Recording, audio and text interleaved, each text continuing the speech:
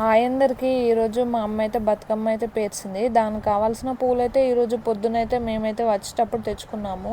ఆ వీడియో అయితే ముందు వీడియోలో అయితే పెట్టాను, అది కూడా ఒకసారి అయితే మీరందరూ అయితే చూడండి.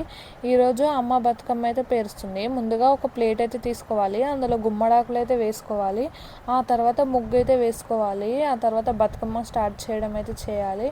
ఈ వీడియోలో అమ్మ చేస్తున్నట్టు మీరు కూడా ట్రై చేయండి. అలాగే ఇక్కడ గుమ్మడి పూలు అయితే వేసుకోవాలి. అమ్మ అయితే ఒక్కొక్కటి అయితే గుమ్మడి పువ్వులు అయితే పెట్టింది, ఆ తర్వాత తంగెడు పువ్వు అయితే పెట్టింది. మేమైతే నిన్న రాగా తంగెడు పువ్వు అయితే దారిలో కనిపించింది, తెచ్చుకున్నాము.